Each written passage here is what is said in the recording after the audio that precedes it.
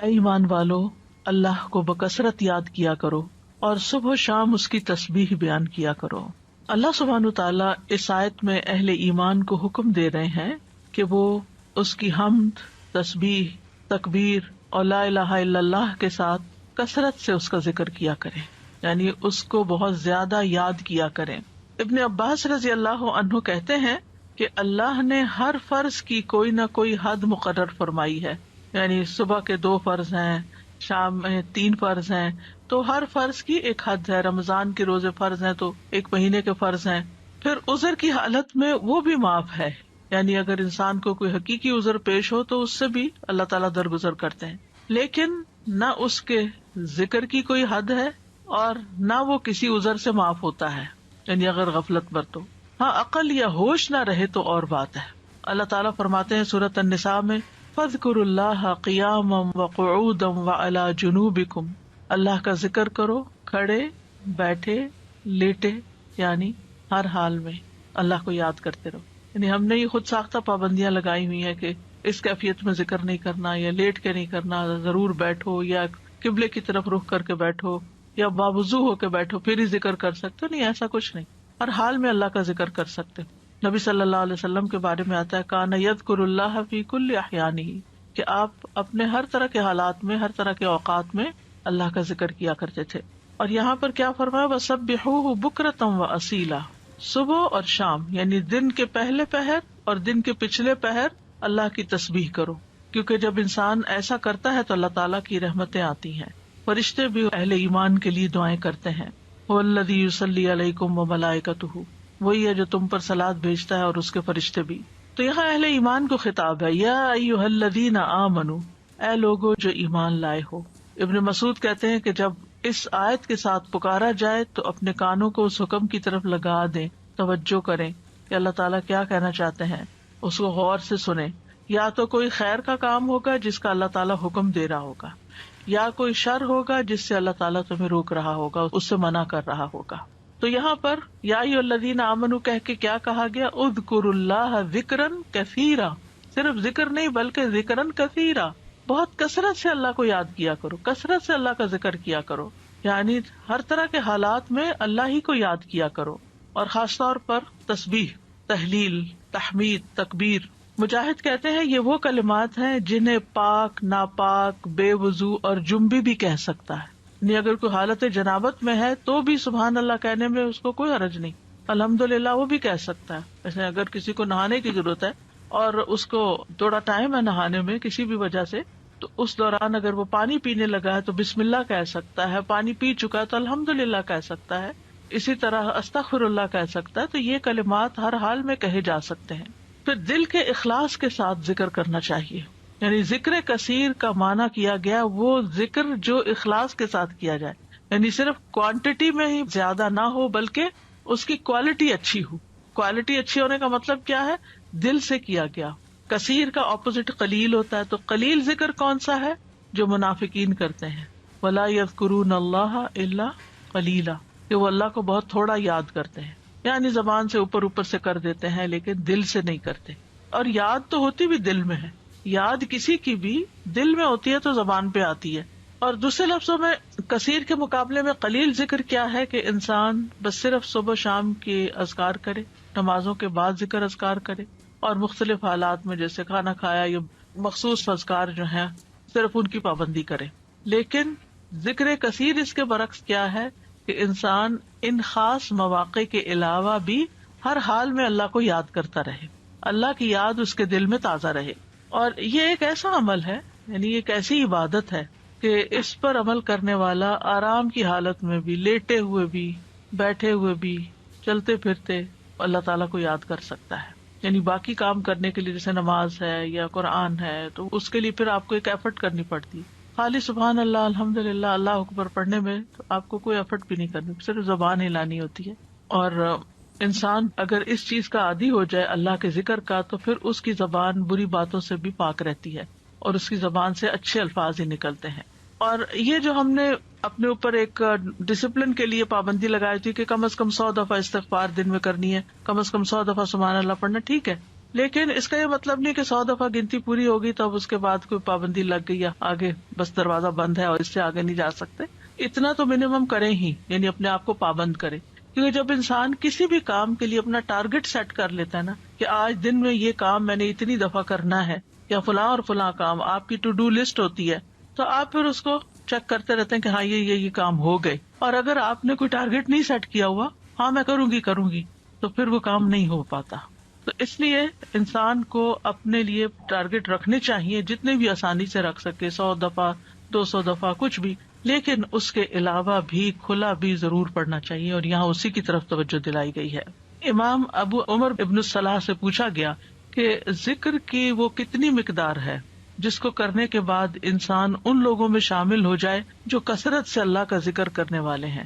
قرآن مجید میں آتا نا، وَالذَّاكِرِينَ اللَّهَ كَثِيرًا وَالذَّاكِرَاتِ أَعَدَّ اللَّهُ لَهُم مَغْفِرَةً وَأَجْرًا عَظِيمًا، کہ جو بہت زیادہ اللہ کا ذکر کثرت سے کرتے ہیں، مرد ہیں عورتیں ہیں، اللہ نے ان کے لیے بہت بڑا اجر تیار کر رکھا ہے اور بخشش عطا کرے گا اس کو. یعنی وہ پھر کیا ہے، یعنی کتنا کرے کہ ہم ایسے خوش قسمت لوگوں میں شامل ہو جائیں. انہوں نے کہا کہ اگر وہ نبی صلی اللہ علیہ وسلم سے ثابت شدہ اذکار پر ہمیشگی کرتا ہے، ثابت شدہ یعنی جو پروون ہے، سنت میں موجود ہے، تو وہ ان لوگوں میں شمار ہوگا جو مرد اور عورتیں اللہ کا کثرت سے ذکر کرتے ہیں. وَسَبِّحُوهُ بُكْرَةً وَأَصِيلًا، اور اس کی تسبیح بیان کرو صبح اور شام.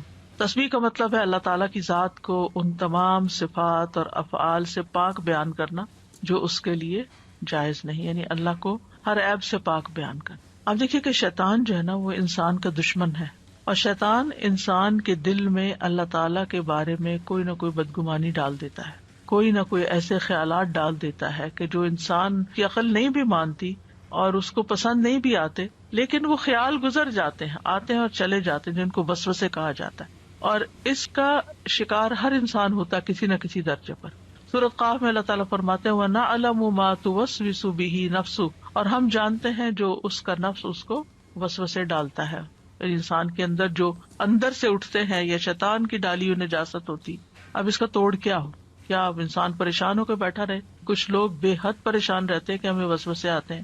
وسوسے ہر ایک کو آتے ہیں، لیکن ان کا پیچھا نہیں کرنا چاہیے اور ان کو جھٹک دینا چاہیے. جیسے آپ کہیں سے گزر رہے، آپ کے کپڑوں پہ گرد و غبار پڑ گیا تو آپ کیا کرتے ہیں؟ جھٹک دیتے ہیں. بس وسوسوں کو جھٹکتے چلے جائیں، ان کو ٹھہرنے نہ دیں. دوسرا یہ ہے کہ اللہ سبحانہ تعالیٰ کی تسبیح بیان کریں کہ اللہ تعالیٰ یہ جو برے خیالات آتے ہیں آپ ان سب سے پاک ہیں. تو تسبیح اس کا علاج ہے، تسبیح اس کا اینٹیڈوٹ ہے. اور پھر خاص طور پر بکرتم و اصیلا، پہلے پہر اور پچھلے پہر، دن کے ابتدائی حصے میں اور دن کے پچھلے حصے میں. بکرا کا لفظ جو ہے یعنی عام طور پر علماء اس کو سورج نکلنے تک کے وقت کو بکرا کہتے ہیں، اس کو یوں ڈیفائن کیا گیا. اور اصیلا جو ہے عصر اور مغرب کا درمیانی وقت ہے، یعنی قبل طلوع الشمس و قبل غروبها، سورج نکلنے سے پہلے اور سورج غروب ہونے سے پہلے کا وقت جو ہے یہ اذکار کا وقت ہے. اور سبحوہ میں بعض علماء نے سبحہ کا مطلب یہاں نماز فجر اور نماز عصر بھی لیا ہے. تو ذکر کے بعد تسبیح کو خاص طور پر الگ سے بیان کیا گیا. دیکھیں آیت کے پہلے حصے میں کیا ہے، اذکروا اللہ ذکرا کثیرا، کثرت سے ذکر کرو، تسبیح اس کے اندر شامل ہے، لیکن پھر اس کو الگ سے بیان کیا گیا وسبحوہ یعنی تسبیح کرو، اس لیے کہ باقی اذکار پر اس کی فضیلت ہے. یعنی تسبیح کی خاص فضیلت ہے. یعنی کچھ ذکر ہوتے ہیں نا کہ جس میں انسان اللہ تعالیٰ کو یاد کرتا ہے، اللہ تعالیٰ کی بڑائی بیان کرتا ہے، اللہ تعالیٰ کی تعریف بیان کرتا ہے، وہ بھی بہت اچھی بات ہے. اور کچھ ذکر ایسے ہیں کہ جن میں انسان اللہ تعالیٰ کو ہر عیب سے پاک قرار دیتا ہے. تو تعریف مکمل ہی نہیں ہوتی، ذکر مکمل ہی نہیں ہوتا جب تک آپ تسبیح نہ کریں. تو تسبیح اس کا ایک لازمی حصہ ہے. اور پھر خاص طور پر اس لیے بھی کہ جیسے یعنی صبح شام وقت بھی بتا دیا گیا کہ تسبیح کا زیادہ اچھا وقت جو ہے یا مناسب وقت صبح اور شام ہے، کیونکہ یہ اوقات اپنے اندر ایک خاص فضیلت رکھتے ہیں. صبح کا وقت یہ برکت کا وقت ہے، اور والعصر عصر کے وقت یہ اللہ نے قسم کھائی ہے. ادھر فجر کی والفجر ولیال عشر، اور ادھر عصر کی والعصر ان الانسان لفی خسر. وہاں پر انسان کو ایک دن مل رہا ہوتا ہے اور عصر کے وقت دن ہاتھ سے جا رہا ہوتا ہے، انسان خسارے میں پڑ رہا ہوتا ہے، لوز کر رہا ہوتا ہے، ایک چیز ہاتھ سے چھوٹ رہی ہوتی ہے. تو جس وقت کوئی نعمت مل رہی ہے اس وقت بھی اللہ کو یاد کرو، اور جس وقت کوئی نعمت جا رہی ہے اس وقت بھی خاص طور پر اللہ کو یاد کرو. ان اوقات میں اگر انسان اللہ تعالیٰ کو یاد کرتا ہے تو پھر ڈپریشن کا شکار نہیں ہوتا. یہ ذکر اس کے دل کو اسٹرینتھن کرتا ہے، اس کو قوت عطا کرتا ہے. اور یہ دو اوقات جو ہوتے ہیں ان میں ذکر تھوڑا سا مشکل بھی ہوتا ہے، کیونکہ آپ دیکھیں کہ فجر کی نماز پڑھنے کے بعد جو نیند کا آپ کے اوپر، خاص طور پہ راتیں آج کل بہت چھوٹی ہیں، تو اس وقت اپنے آپ کو روک کر رکھنا اور بٹھا کر، خاص طور پر اگر آپ کو اشراق پڑھنے کی عادت ہے تو وہ سارا وقت یعنی آپ اسٹرگل کر رہے ہوتے ہیں کہ سوتے جاگتے گزار رہے ہوتے ہیں کہ آپ سوئے نہیں اس وقت، کیونکہ بہت زیادہ برکت کا وقت ہے. یعنی کوئی معمولی اجر ہے کہ پورے حج اور عمرے کا ثواب اگر انسان فجر کی نماز پڑھ کے اپنی جگہ پہ بیٹھا رہے اور ذکر اذکار کرتا رہے اور پھر سورج نکلے اور پھر 2 رکعت پڑھ لے تو اتنا زیادہ اجر و ثواب. تو یہ اجر و ثواب ایسے مفت میں نہیں ملتا. اللہ تعالیٰ کو پتا تھا کہ یہ وقت بندوں پہ کتنا بھاری ہوگا. اور اسی طرح عصر کا وقت کام کاج کا وقت ہوتا ہے، دن جا رہا ہوتا ہے، انسان اپنے کام سمیٹ رہا ہوتا ہے، جیسے خاص طور پر جو لوگ جابس پر ہوتے ہیں یا بزنس میں ہوتے ہیں تو وہ آفٹر نون میں یعنی پھر تھکان کا شکار ہو جاتے ہیں سارا دن کام کرنے کے بعد. تو کچھ لوگ اس وقت آرام کرنے لگتے ہیں، تو وہ وقت بھی بڑا قیمتی وقت ہے. لیکن یاد رکھیے کہ ان افضل اوقات کے علاوہ سارا دن بھی اور کسی بھی وقت ذکر کرنا باعث فضیلت ہے. اور اللہ تعالیٰ نے تو ہمیں پیدا ہی اپنی عبادت کے لیے کیا ہے، تو عبادت کی کچھ خاص شکلیں ہیں اور کچھ خاص طریقے ہیں اور کچھ عمومی چیزیں ہیں جو انسان کا ہر وقت عبادت میں شامل کر سکتی ہیں. وما خلقت الجن والانس الا لیعبدون. امام نووی کہتے ہیں کہ اس آیت سے پتہ چلا کہ بندے کی افضل حالت وہ ہے جب وہ اپنے رب کا ذکر کر رہا ہوتا ہے اور وہ ان اذکار میں مصروف ہوتا ہے جو رسول اللہ صلی اللہ علیہ وسلم سے وارد ہوئے، یعنی جو آپ نے بتائے ہیں یا آپ نے کیے ہیں. اور اس طرح انسان اپنی زندگی کا مقصد پورا کر رہا ہوتا ہے. اس کے علاوہ ہم دیکھتے ہیں کہ تمام مخلوقات اللہ کا ذکر کرتی ہیں. تسبح لہ السماوات السبع، 7 آسمان اللہ کی تسبیح بیان کرتے ہیں. کبھی ہمیں خیال نہیں آیا آسمان کی طرف دیکھتے ہوئے کہ یہ تسبیح کر رہا ہے. اور یہ نہیں 7 کے 7 کر رہے ہیں. والارض، یہ زمین جس پہ ہم چلتے ہیں، جس پہ ہم چیزیں اگاتے ہیں اور جس پہ گھر بناتے ہیں، یہ زمین بھی اللہ کی تسبیح بیان کرتی ہے. ومن فیہن، اور جو مخلوق ان کے اندر ہے، آسمان و زمین کے بیچ میں یا زمین کے اندر، چھوٹے چھوٹے کیڑے مکوڑے، ہر چیز، بڑے بڑے آبجیکٹس سبھی تسبیح کرتے، چرند پرند حیوان انسان. پھر فرمایا وَإِن مِّن شَيْءٍ إِلَّا يُسَبِّحُ بِحَمْدِهِ، اور کوئی چیز نہیں مگر وہ اس کی حمد کے ساتھ اس کی تسبیح کرتی ہے. وَلَٰكِن لَّا تَفْقَهُونَ تَسْبِيحَهُمْ، لیکن تم ان کی تسبیح کو سمجھتے نہیں ہو، یعنی ان کی اپنی زبانیں، ان کی اپنی بولیاں ہیں. إِنَّهُ كَانَ حَلِيمًا غَفُورًا، بے شک وہ ہمیشہ سے بے حد بردبار، نہایت بخشنے والا ہے. داؤد علیہ السلام کے بارے میں ہم جانتے ہیں کہ ان کے ساتھ پرندے اور پہاڑ تسبیح کیا کرتے تھے. وَسَخَّرْنَا مَعَ دَاوُودَ الْجِبَالَ يُسَبِّحْنَ وَالطَّيْرَ، ہم نے داؤد کے ساتھ پہاڑوں کو مسخر کیا جو تسبیح کرتے تھے. فرشتے تسبیح کرتے ہیں. وَالْمَلَائِكَةُ يُسَبِّحُونَ بِحَمْدِ رَبِّهِمْ وَيَسْتَغْفِرُونَ لِمَنْ فِي الْأَرْضِ، فرشتے اپنے رب کی حمد کے ساتھ تسبیح کرتے ہیں اور زمین والوں کے لیے بخشش کی دعائیں کرتے ہیں. حاملین عرش جو ہیں وہ خاص طور پر اللہ کا ذکر کرتے ہیں. ان سب میں آپ دیکھیے، چاہے زمین آسمان کی ہر چیز ہو، چاہے فرشتے ہوں، چاہے پیغمبر ہوں، سب کے ساتھ تسبیح کا لفظ آ رہا ہے کہ تسبیح کرتے ہیں. یعنی خالی ذکر نہیں آیا بلکہ تسبیح آیا ہے. تو اس سے بھی تسبیح کی فضیلت پتہ چلتی ہے. سبحان اللہ و بحمدہ سبحان اللہ العظیم، تسبیح بیان کرنا یعنی اللہ تعالیٰ کو ہر عیب سے پاک قرار دینا کہ اس میں کوئی نقص نہیں، کوئی کمی نہیں، وہ پرفیکٹ ہے، کوئی عیب نہیں، اس کا کوئی فیصلہ غلط نہیں، اس کا کوئی حکم، اس کا دین، ہر چیز صحیح ہے، جو بھی اس نے بنائی ہے پرفیکٹ بنائی ہے. تو الذین یحملون العرش ومن حولہ یسبحون بحمد ربہم، جو فرشتے عرش اٹھائے ہوئے ہیں اور جو اس کے ارد گرد ہیں، سب اپنے پروردگار کی حمد کے ساتھ اس کی تسبیح کر رہے ہیں. یعنی سارے کے سارے تسبیح کرتے ہیں. اور جہاں تک ذکر کا تعلق ہے تو قرآن مجید میں ذکر کا لفظ بھی آتا ہے، یعنی عمومی ذکر، تسبیح کے علاوہ جو بھی ذکر ہو، اللہ اکبر ہو، الحمدللہ ہو، لا الہ الا اللہ ہو، یا اور جو اذکار ہمیں بتائے گئے صبح شام کے. تو دیکھیے کہ مومنوں کی جو مختلف صفات بیان ہوئی ہیں ان میں صرف ذکر کے ساتھ کثرت کا لفظ آیا ہے. سورۃ الاحزاب کی آیت نمبر 35 ہے نا، ان المسلمین والمسلمات والمؤمنین والمؤمنات والقانتین والقانتات والصادقین والصادقات والصابرین والصابرات والخاشعین والخاشعات والمتصدقین والمتصدقات والصائمین والصائمات والحافظین فروجہم والحافظات والذاکرین اللہ کثیرا والذاکرات. یعنی ساری صفات اپنی جگہ ہیں کہ وہ مسلمان ہیں، مومن ہیں، فرما بردار ہیں، سچے ہیں، صبر والے ہیں، عاجزی کرنے والے ہیں، صدقہ کرنے والے ہیں، روزہ دار ہیں، اپنی شرمگاہوں کی حفاظت کرتے ہیں اور اللہ کا کثرت سے ذکر کرتے ہیں. تو اس سے بھی اندازہ لگائیں کہ ذکر کی کتنی اہمیت ہے کہ ذکر میں کثرت چاہیے. باقی چیزیں تو اپنے اپنے وقت پر ہوں گی، لیکن اللہ کے پسندیدہ وہ ہیں جو ذکر میں کثرت کرتے ہیں. جیسا کہ سورۃ آل عمران میں آتا ہے الذین یذکرون اللہ قیاما وقعودا وعلی جنوبہم، جو اللہ کو یاد کرتے رہتے ہیں کھڑے بھی، یعنی کچھ کام ہم کھڑے ہو کے کرتے ہیں، کھڑے ہو کے تھک جاتے ہیں تو وقعودا بیٹھ جاتے ہیں اور پھر لیٹ جاتے ہیں. تو چاہے کھڑے ہوں، چاہے بیٹھے ہوں، چاہے لیٹے ہوں، وہ ذکر نہیں چھوڑتے، ہر حال میں ذکر کرتے رہتے ہیں. یہ ان کی صفت ہے. یعنی ذکر کے لیے صرف کوئی وقت یا جگہ مخصوص نہیں ہے بلکہ ہر حال میں.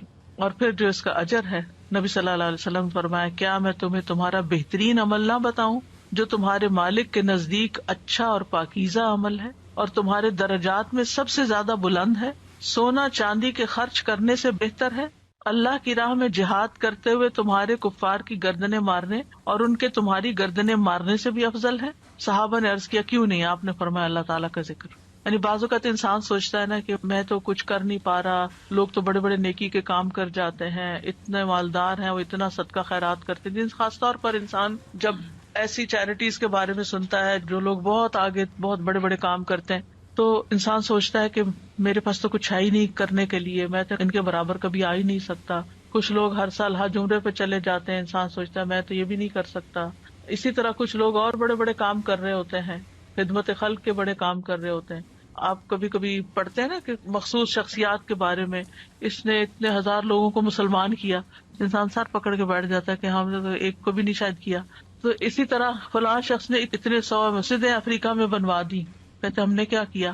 تو اپنا بہت ہی چھوٹا لگتا ہے بھی چھوٹا، ایسا کچھ نہیں، لیکن اس وقت کیا چیز انسان کو حوصلہ دلاتی ہے کہ پھر اگر ہمارے یہ وسائل نہیں ہے یا ہم یہ نہیں کر سکے، خواہ ہماری طلب تھی کہ ہم یہ کر سکیں. کچھ کام ہوتے ہیں جو انسان کے ڈریمز ہوتے ہیں، کاش میں زندگی میں یہ کر لوں، لیکن پھر بھی نہیں، حالات اجازت دیتے، وسائل نہیں ہوتے. لیکن ذکر کر کے آپ ان ساری چیزوں سے آگے نکل سکتے ہیں. کیونکہ جو لوگ بڑے بڑے کام کرتے ہیں ان کے ساتھ بڑے خطرات بھی ہوتے ہیں کہ کبھی کسی وقت دل میں ریاکاری آ جائے، کسی وقت دل میں تکبر آ جائے، لوگ تعریف کر کر کے دماغ خراب کر دیں. تو جو چپکے سے بیٹھ کے کہیں نہ کہیں اپنے کام کاج میں لگا ہوا ذکر کر رہا ہے، اس کا تو کسی کو پتہ ہی نہیں کہ وہ کیا کر رہا ہے، وہ کتنے خزانے جمع کر رہا ہے. تو اس لیے جو چیز ہمارے ہاتھ میں ہے ہم اس کو تو گریب کریں، اس اپرچونٹی کو تو نہ جانے دیں، اس وقت کو تو نہ ضائع کریں، اس میں تو ہمارا کچھ بھی خرچ نہیں ہوتا.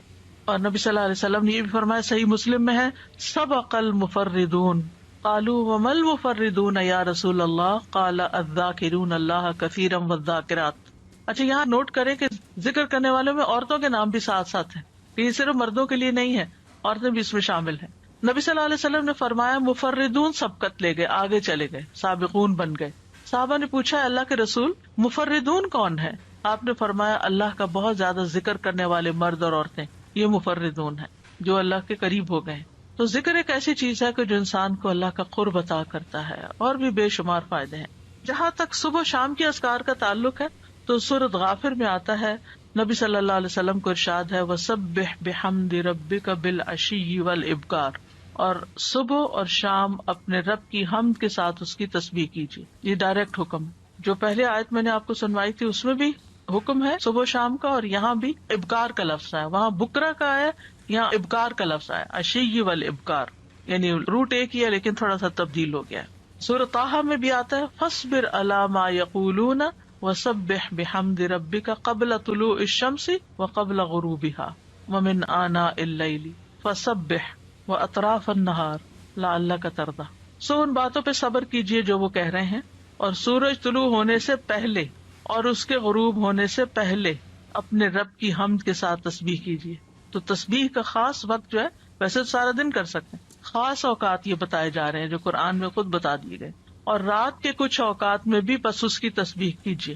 رات کے کچھ اوقات میں جیسے حضرت فاطمہ رضی اللہ تعالی عنہا کو نبی صلی اللہ علیہ وسلم نے تھکاوٹ کا علاج کیا بتایا تھا؟ تسبیحات. تو اپنا آخری کام تسبیح کیا کیجیے. نبی صلی اللہ علیہ وسلم خود بھی یعنی جب تک نیند نہیں آتی تھی تسبیح ہی کیا کرتے تھے. اور رات کے کچھ اوقات میں بھی بس تسبیح کیجیے، اور دن کے کناروں میں، تاکہ آپ خوش ہو جائیں. تو اس سے کیا پتہ چلتا ہے؟ یہ خوش ہونے کا نسخہ ہے خوش ہونے کا راز ہے اس میں، خوشی حاصل کرنے کا ذریعہ ہے. یعنی اگر آپ چاہتے ہیں کہ آپ کا دل مطمئن ہو، خوش ہو، تو آپ کو ان اوقات میں لازماً تسبیح کرنی چاہیے.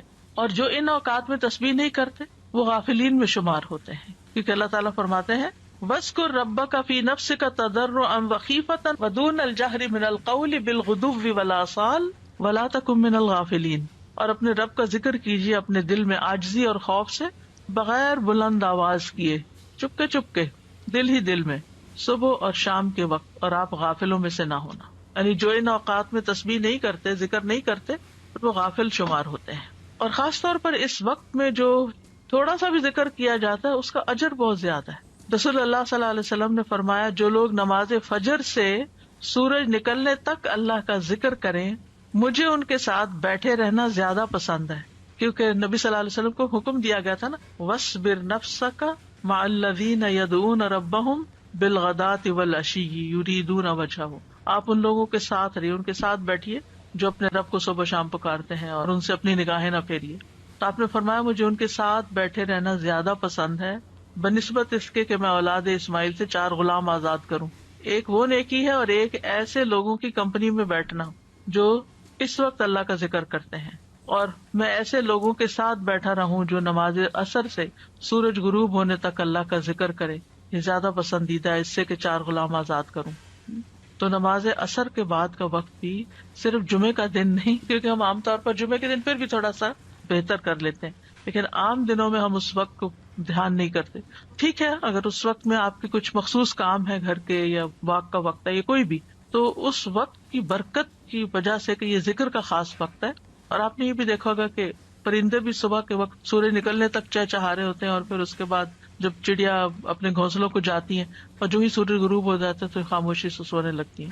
تو یہ اوقات بھی یعنی ایک نیچرل تسبیح کے اوقات ہیں. اور ابھی آگے بھی وہ ذکر آئے گا، تسبیح آئے گی جو آپ نے حضرت جویریہ رضی اللہ تعالی عنہا کو سکھائی تھی، وہ بھی انہی اوقات میں پڑھنے کی تسبیح ہے. اور صبح کے وقت ذکر کرنے سے شیطان کی گرہیں کھل جاتی ہیں انسان سے. جب انسان صبح کے وقت اٹھتا ہے اور پھر وضو کرتا ہے، نماز پڑھ لیتا ہے، ذکر کر لیتا ہے، تو حشاش بشاش خوش مزاج ہوتا ہے، ورنہ سستی ہوتی ہے اس کو. پھر اسی طرح یہ ہے، رسول اللہ صلی اللہ علیہ وسلم نے فرمایا بنی آدم کے ہر انسان کو 360 جوڑوں پر پیدا کیا گیا ہے، اس کے جسم میں 360 جوڑ لگے ہوئے ہیں. پس جو شخص اللہ اکبر، الحمد للہ، لا الہ الا اللہ، سبحان اللہ، استغفر اللہ کہے، لوگوں کے راستے سے پتھر یا کانٹا یا ہڈی ہٹا دے، یا نیکی کا حکم دے یا برائی سے روکے، تو یہ اس کے 360 جوڑوں کے شمار کے برابر ہے. اور وہ اس دن جب شام کرے گا تو اپنے نفس کو جہنم کی آگ سے دور کر لے گا. یعنی جو اپنے جوڑوں کا صدقہ روزانہ نکال لیتا ہے، اور یہاں مالی صدقے کے بارے میں بات نہیں ہو رہی، یہاں اذکار کی بات ہو رہی ہے خاص طور پر، یا کچھ کام ہے جس سے دوسروں کی تکلیف ہٹانا مقصود ہے، تو انسان اپنے آپ کو جہنم کی آگ سے آزاد کر لیتا ہے. ابن عثیمین کہتے ہیں کہ صبح و شام کی اذکار اپنے پڑھنے والوں کے لیے اس قدر وسیع، عظیم فوائد اور برکات پر مشتمل ہے کہ ان کا احاطہ نہیں کیا جا سکتا، ان کو بیان نہیں کیا جا سکتا. ان میں سے کچھ فائدے جیسے دل اور روح کی غذا ہیں ان اوقات کے اذکار. انسان کے دل کو سکینت ایک نصیب ہوتی ہے، ٹھہر جاتا ہے دل، ایک راحت محسوس ہوتی ہے، ایک مسرت محسوس ہوتی ہے. پھر اسی طرح دنیا اور آخرت میں امن اور سلامتی کا ذریعہ ہے. دنیا اور آخرت میں سلامتی کا ذریعہ ہے، کیونکہ پروٹیکشن کی دعائیں ہیں، اس میں حفاظت کی دعائیں ہیں. پھر خیر و برکات کے دروازے کھولنے کا سبب ہے. پھر چوتھی چیز ہے اجر و ثواب کے حصول کا ذریعہ ہے، یعنی بہت زیادہ اجر و ثواب ہے ان اوقات میں اذکار کا. پھر پانچویں چیز ہے شر کے واقع ہونے سے پہلے، یعنی کسی تکلیف کے آنے سے پہلے اور واقع ہونے کے بعد اسے ہٹانے کا ذریعہ ہے. ویسے بھی نبی صلی اللہ علیہ وسلم نے فرمایا نا، دعا اس مصیبت میں بھی فائدہ دیتی ہے جو واقع ہو چکی، اور اس میں بھی فائدہ دیتی ہے جو ابھی واقع نہیں ہوئی، جو ابھی مصیبت نہیں آئی. اے اللہ کے بندو دعا کو لازم کر لو. تو یہ صبح شام کی دعائیں ہی ہیں ایک طرح سے ان میں زیادہ تر. پھر ان اذکار میں انسان اللہ کی نعمتوں اور مہربانیوں کا اعتراف کرتا ہے، یعنی صبح شام کے اذکار جو ہے یہ اللہ کی پے در پے نعمتوں کا اعتراف ہے. جیسے سید الاستغفار میں کہتا ہے نا، ابو لک بنعمتک علیہ، اللہ جو تیری نعمتیں مجھ پر ہیں میں ان کا اقرار کرتا ہوں، اکنالج کرتا ہوں. اللہ تعالیٰ کی مہربانیوں اور اس کے احسان پر اس کا شکر ادا کرنا ہے. پھر ساتویں چیز یہ ہے کہ رب کے سامنے فقر اور عاجزی کا اظہار ہے کہ میں تجھ سے بے نیاز نہیں ہوں، تیری ہی پروٹیکشن چاہتا ہوں، تیری طرف رجوع کرتا ہوں. پھر آٹھویں چیز یہ ہے کہ یہ بندے کی اصلاح کے اسباب میں سے ہے، اور خاص طور پر دل کی اصلاح. اور دل کی اصلاح ہو نہیں سکتی جب تک دل میں اللہ کی محبت یا اللہ کے لیے محبت اور اللہ کی تعظیم اور اللہ کی بڑائی اور اللہ تعالیٰ کے پاورفل ہونے اور اس کے سارے جو اسماء و صفات ہیں ان پر یقین نہ ہو. اس وقت تک اللہ کی بڑائی دل میں نہیں آتی. ابن عباس کہتے ہیں کہ جو شخص صبح شام کے اذکار پر حفاظت کرے، سچائی، ایمان اور اللہ پر بھروسہ اور اعتماد کرتے ہوئے یہ اذکار کرے، اور یہ دعائیں جن معنی پر دلالت کرتی ہوں ان کے لیے انسان کا سینہ کھلا ہوا ہو، تو یہ سے جادو اور دیگر مصیبتوں کے واقع ہونے سے پہلے ان کے شر سے بچانے کا سب سے بڑا سبب ہے، اور تکلیف واقع ہو جائے تو ان کو ہٹانے کا بھی سب سے بڑا سبب ہے. یعنی ان کو چھوڑنا نہیں چاہیے. لیکن بعض اوقات کوئی تقدیر نافذ ہونی ہوتی ہے تو انسان بھول ہی جاتا ہے یا سویا ہی رہ جاتا ہے یا کوئی بھی وجہ بن جاتی ہے اور انسان غافل ہو جاتا ہے اور اتنے میں وہ واقع ہو جاتی. ابن قیم کہتے ہیں کہ دعائیں اور تعوذات ہتھیار کی طرح ہیں. ہتھیار ہیں. ہتھیار مارنے والے کی قابلیت اور صلاحیت کے مطابق اثر کرتا ہے، صرف تیز دھار کے ساتھ نہیں. یعنی آپ کے پاس کیسی بھی سوڈ ہو، آپ کے پاس کیسی بھی گن ہو، لیکن اگر آپ کو چلانی نہیں آتی تو فائدہ نہیں ہے.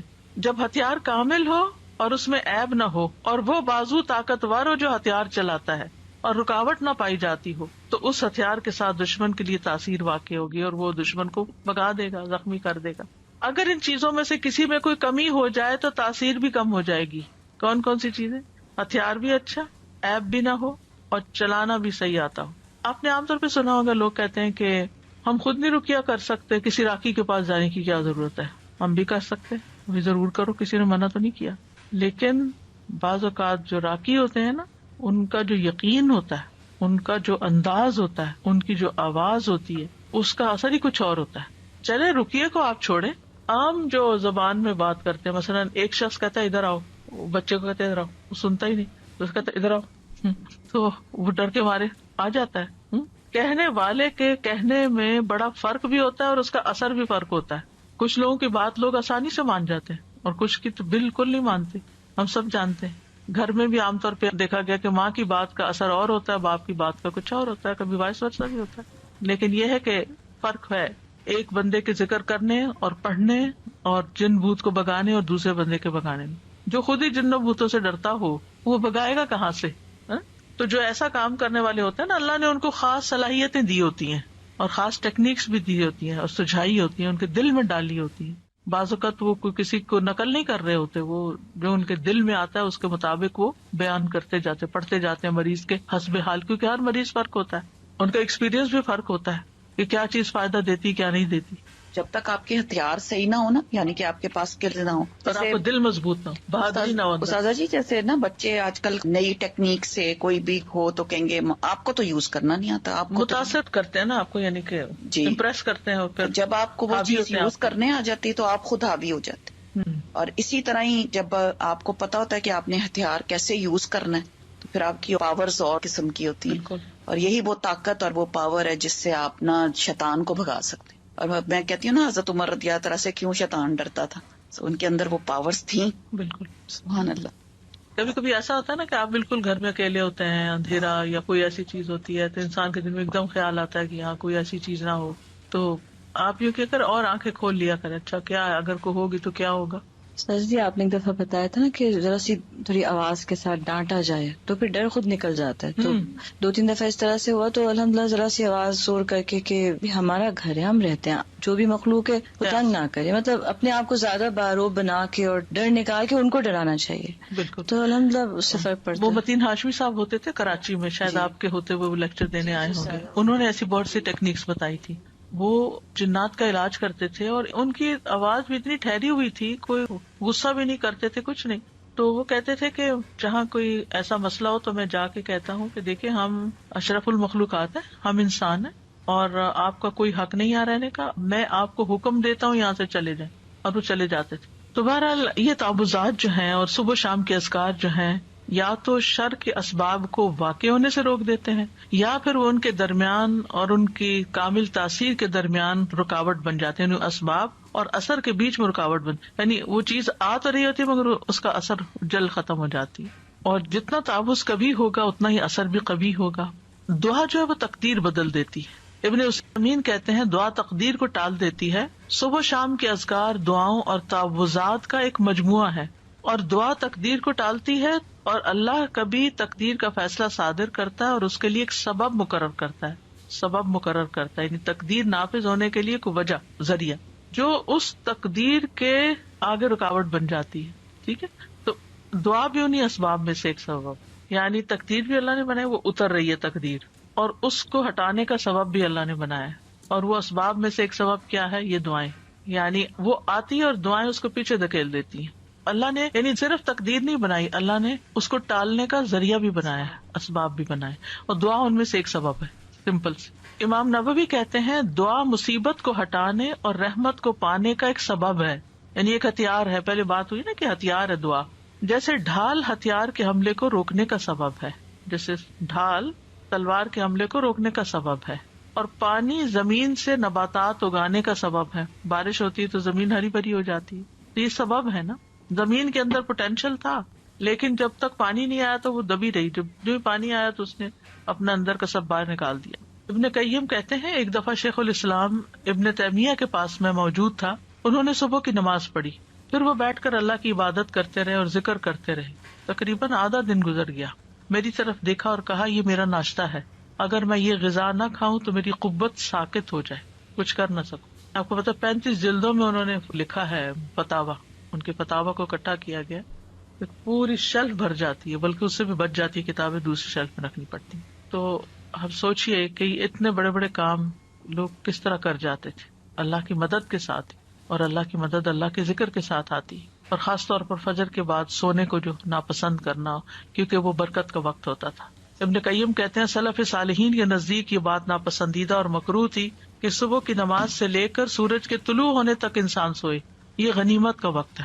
سورج نکل آئے پھر اپنا کام کاج کر کے اگر آپ دوبارہ ریسٹ کرنا چاہیں، کیونکہ راتیں چھوٹی ہیں، تو پھر اور بات ہے. یہ وقت رزق کے نازل ہونے کا اور رزق بانٹنے کا وقت ہے، اس میں برکت نازل ہوتی ہے. اب اس کے بعد ہے صبح شام کے اذکار کے آداب جو ہیں وہ کیا ہے.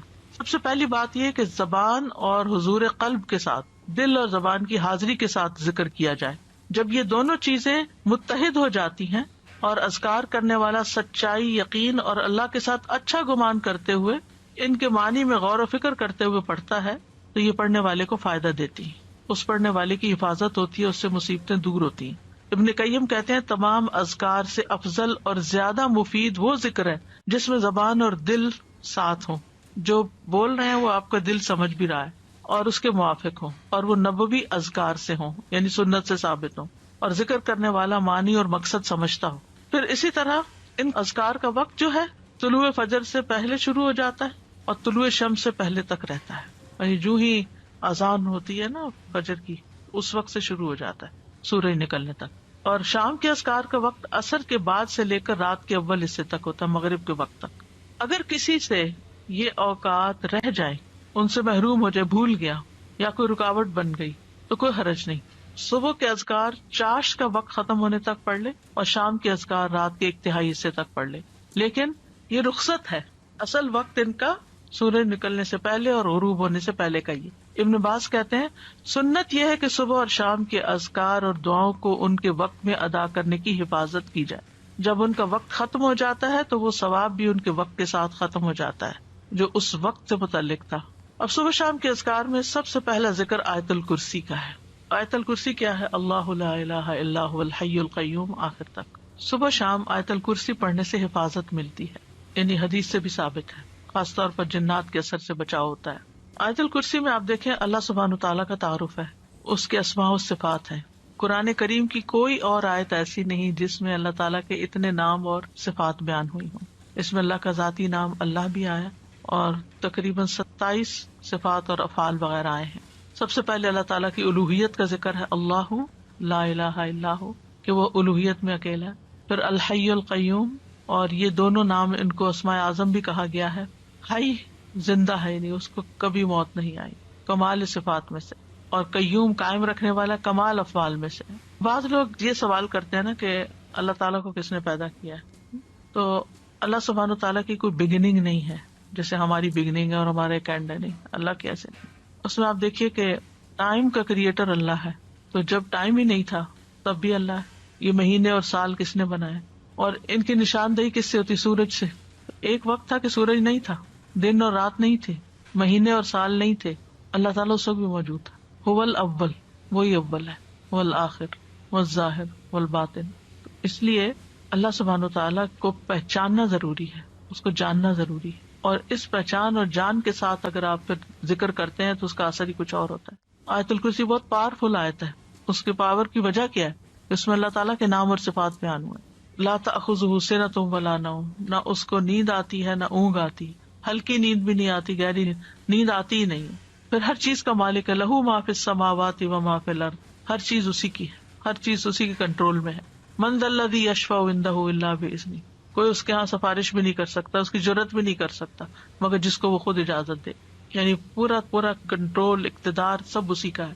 یعلم ما بین ایدیہم وما خلفہم، اس میں اللہ تعالیٰ کے وسیع علم کی خبر دی گئی ہے کہ اللہ تعالیٰ بندوں کا ماضی مستقبل ہر چیز جانتا ہے.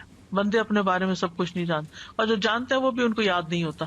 پچھلے دنوں کسی نے ایک نوٹ بھیجا، اس میں لکھا کہ جب آپ یونیورسٹی میں پڑھاتی تھی تو اس وقت الہدیٰ نہیں بنا تھا، تو میں ایک دن آپ کی کلاس اٹینڈ کرنے کے لیے گئی، تو آپ نے سنن نبی داؤد میں سے فلاں چیپٹر پڑھایا اور آپ سے اسٹوڈنٹ نے یہ سوال کیا اور آپ پیپر دے کے ان کے اوپر ڈسکس کر رہے ہیں. میرے کسی حافظے میں ہے ہی نہیں کچھ، مجھے بالکل یاد نہیں کہ ایک اسٹوڈنٹ نے آپ سے یہ سوال کیا تھا اور آپ نے اس کا یہ جواب دیا تھا، کچھ بھی یاد نہیں. ہمارا اپنے بارے میں یہ حال ہے کہ ہم اپنے آپ کو نہیں جانتے. ہم جو کچھ کر چکے ہم نہیں جانتے کہ ہم نے زندگی میں کیا کچھ کیا، تو ہم کسی اور کے بارے میں تو کیا جانیں. لیکن اللہ سب کچھ جانتا ہے. یعلم ما بین ایدیہم، جو فیوچر میں ان کے آگے آ رہا ہے، وما خلفہم، جو پیچھے گزر چکا ہے، سب پتا ہے اس کو. یہ اس کے وسیع علم کی ایک جھلک ہے. باقی ہر چیز کے بارے میں جو کچھ وہ جانتا ہے، وہ تو کوئی ایک پتا نہیں گرتا مگر وہ اس کو جانتا ہے. خشکی میں، سمندر میں، آسمانوں میں، زمین میں، کسی پتھر کے اندر ایک دانہ بھی چھپا ہوا تو مثقال ذرۃ فی السماء والارض ولا یحیطون بشیء من علمہ الا بما شاء، اور جو اس کا علم ہے اس میں سے کوئی اس کے علم کا احاطہ ہی نہیں کر سکتا مگر جتنا وہ چاہتا ہے. یعنی اس کے علم کا بہت تھوڑا حصہ انسانوں کو ملا. جیسے خضر اور موسیٰ علیہ السلام کے واقعے میں آتا ہے نا کہ وہ جب کشتی میں بیٹھے تو ایک چڑیا نے پانی کی چونچ میں لیا تھا کہ بندوں کا علم اللہ کے علم کے مقابلے میں ایسا ہی جیسے چڑیا کی چونچ میں پانی اس سمندر کے مقابلے. ساری مخلوق کا علم اتنا سا ہے، بس اس پر تو پھر ہم بھروسہ کرتے ہیں، اس علم کے اوپر ہم فخر کرتے ہیں، اور جو اللہ کا علم ہے اس کی طرف کبھی توجہ ہی نہیں کی. وسع کرسیہ السماوات والارض، اللہ کی عظمت کے ساتھ ساتھ اس کی مخلوقات کی عظمت کو بیان کیا گیا. یہاں کرسی جو اللہ کی مخلوقات میں سے ایک مخلوق ہے، وہ آسمان و زمین پہ چھائی ہوئی ہے، ہر چیز کو انکمپس کیے ہوئے.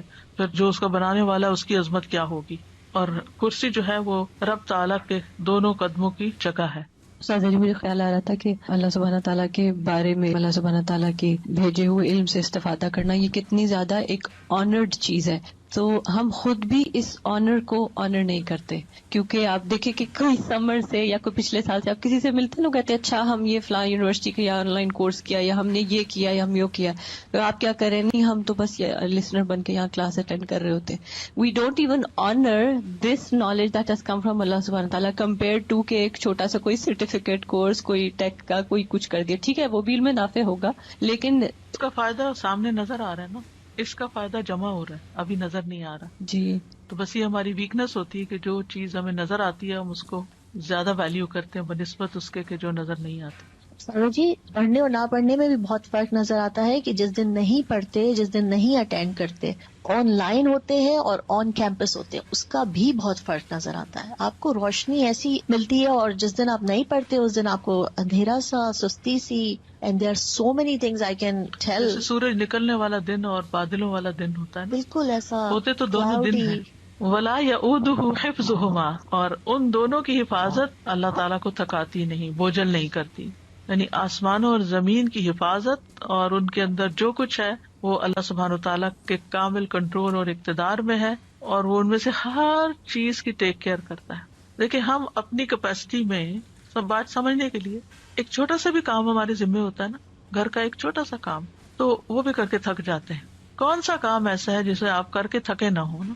کلیننگ ہے یا کوکنگ ہے، کچھ بھی ہے، کوئی بھی زندگی میں کام ہوتے ہیں. بچوں کی ٹیک کیئر کرنا ہے، پڑھنا ہے، ہر کام کر کے ہمیں ریسٹ چاہیے ہوتا ہے، ہمیں تھکاوٹ ہو جاتی. یہاں اللہ تعالیٰ فرماتا ہے ولا یؤودہ حفظہما، آسمان ہو، زمینیں ہو، جو بھی ہو، ان کی حفاظت، ان کے اندر کیا سسٹم چل رہے ہیں، کیا کرنا ہے، کیسے کرنا ہے، یہ چیزیں اس کو تھکاتی نہیں، بوجھل بھی نہیں کرتی. چلے بعض اوقات ہمیں فزیکل تھکاوٹ نہیں ہوتی، یعنی جسمانی تھکاوٹ نہیں ہوتی، لیکن ہم مینٹلی تھک جاتے ہیں، یعنی اکتاہٹ شروع ہو جاتی ہے ہمیں. ایک کام اگر روز کرنا شروع کر دیں تو ہم بور ہو جاتے ہیں. چند سال کوئی کام کر لیں تو اس سے بھی ہم تھک جاتے ہیں، چاہے کتنا ہی اچھا کام ہو.